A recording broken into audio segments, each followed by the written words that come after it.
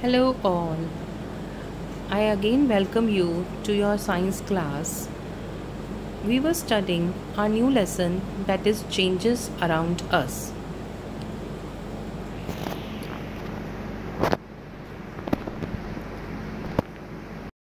We have studied that every day we observe changes around us. For example, change of day and night, ripening of fruits, growth. So physical changes are those changes that can be reversible or irreversible, but chemical changes are those changes which are permanent or irreversible change. जो change हम वापस reversible भी होते हैं और irreversible भी होते हैं physical changes, but chemical changes वो हैं जो एक बार चेंज हो गया, that can not be reversed. Okay, and in this, properties of the substance do not change in physical changes, and in chemical changes their properties change. Now for example, when you heat a milk, you can again cool it. It is a physical process, the physical change. And if you freeze water, if you melt wax, if you tear a paper, these are all physical changes. In these few changes reversible हैं और कई changes irreversible हैं. Next, in chemical changes, burning of paper, wood, cooking of food, rusting of iron, इसमें chemical reaction हो रहा है. Milk to paneer, milk से पनीर बनाया, और इसमें जो भी न्यू सब्सटेंस बन रहा है, मिल्क था उससे पनीर बना, तो उसकी प्रॉपर्टी डिफरेंट होगी. पेपर को बर्न किया, ऐश बन गई. फूड को कुक किया, पहले रॉ था.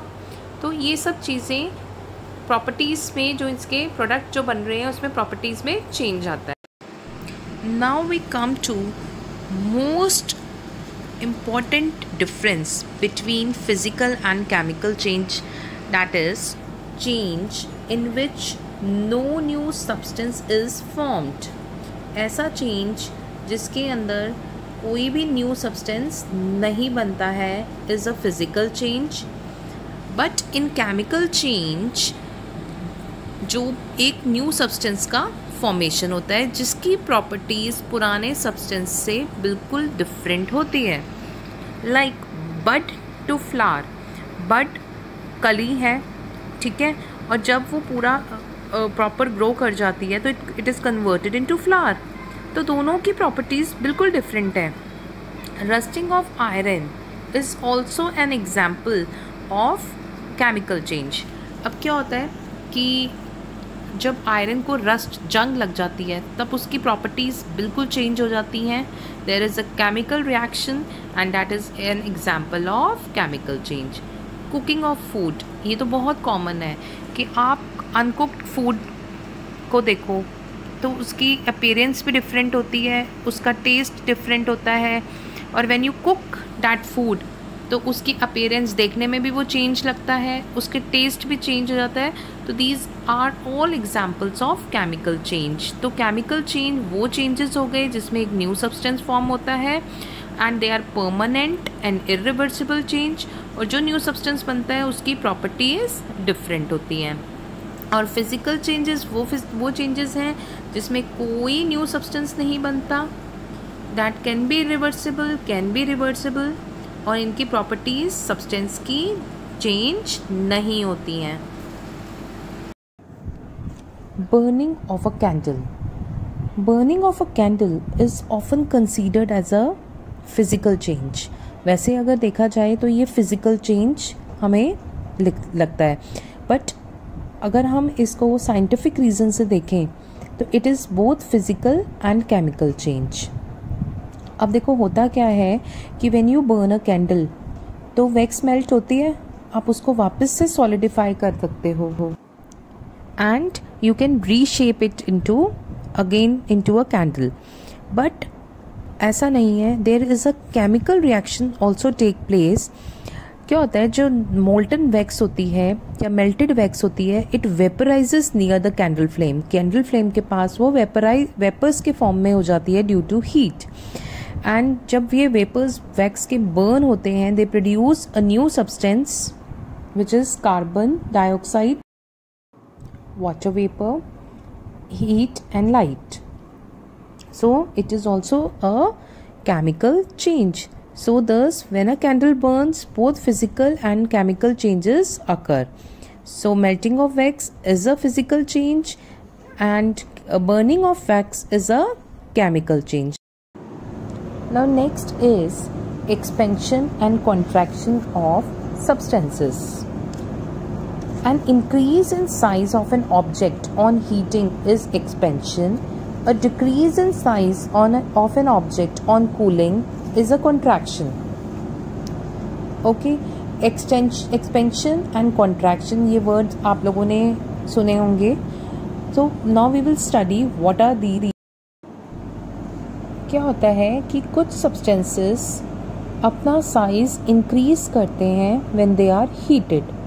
उसको कहते हैं expansion. Expansion means size का increase होना और contraction means size का decrease होना on cooling. तो कई objects अपना size decrease कर जाते हैं, कम कर लेते हैं due to cooling.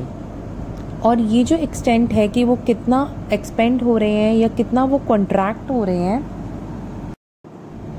वो डिपेंड करता है कि वो मैटर ऑब्जेक्ट की स्टेट क्या है, कि सॉलिड है, लिक्विड है या गैस है.